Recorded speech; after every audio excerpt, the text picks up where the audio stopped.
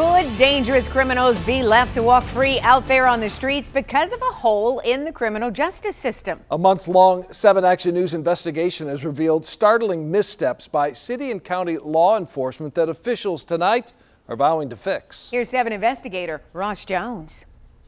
He was convicted of felonious assault. She attacked her victim with a box cutter. This man, he went after his with a gun.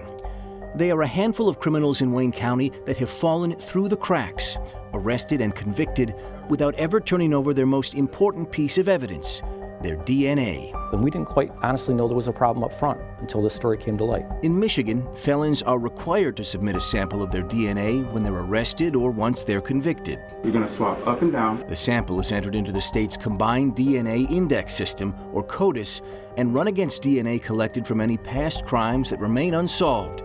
It's how police have caught scores of rapists and killers too, like the man who gunned down limo driver Devin Lowe in Detroit last year, matching DNA from a cigarette butt he left at the scene with a swab he submitted years earlier from a prior conviction. But not every criminal here in Wayne County was being swabbed. A source inside Circuit Court told us that some criminals were slipping through without ever turning a sample over to police. So we started digging. Over a 5-month period, we matched the names of jail inmates with samples in the CODIS database. What we found? Dozens of felons were being missed every month. Criminals like Daniel Jackson Douglas, charged with assault with intent to murder. His victim said he stabbed him twice in the chest, then told him to die slow. He was convicted of assault with intent to do great bodily harm, sentenced to a year in jail. But the police that arrested him and the Wayne County Sheriff never took his DNA, and he wasn't alone.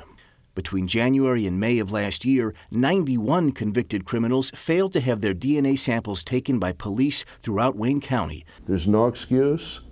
I believe the sheriff needs to act. State Senator Rick Jones helped change the law that required all felons in Michigan to submit their DNA. It's shocking that somebody could be walking around as a serial killer or a repeat rapist, and somebody didn't do their job, didn't take a few seconds to take a swab. Anyone that we don't catch bothers me. Dan Faunus is the undersheriff for Wayne County. How did these guys fall through the cracks? I think there was a lot of people, whether it was my people, any other entity that's out there, may have been thinking, oh, someone else does that. Faunus points to a change in state law. For years, only sheriff's deputies were in charge of collecting DNA upon conviction. But starting in July 2015, the law expanded, allowing local officers to take samples upon arrest. First of all, it's 91 too many. Once he learned what we uncovered, Wayne County presiding criminal judge Timothy Kenny ordered that going forward, all of his judges collect samples from every felon convicted in their courtroom. My fear is that anyone has the potential for being involved in some crime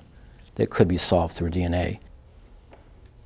Well, as we speak, deputies and police officers are working to collect DNA samples from convicts spanning 27 different cities. The Wayne County Sheriff's Office tells us they've already begun conversations with county judges and the Michigan Department of Corrections to come up with a long-term fix to this problem. They'll also be looking back over the last 3 years of jail inmates to figure out how many other felons may have been missed along the way. Wow, so important. Yeah, do we know how many total felons we're talking about here potentially? Yeah, that's the big question. I mean, we looked at 5 months worth, we found just under 100, so you'd probably think we're likely looking at a few hundred here, but the bigger issue here, Wayne County thinks this is actually is a problem in every county in the state, so this could be much larger. We won't know for some time. Well, hopefully they'll come up with a fix. Yeah, with a system to make sure it happens. Indeed. Ross, thank you. Thank you.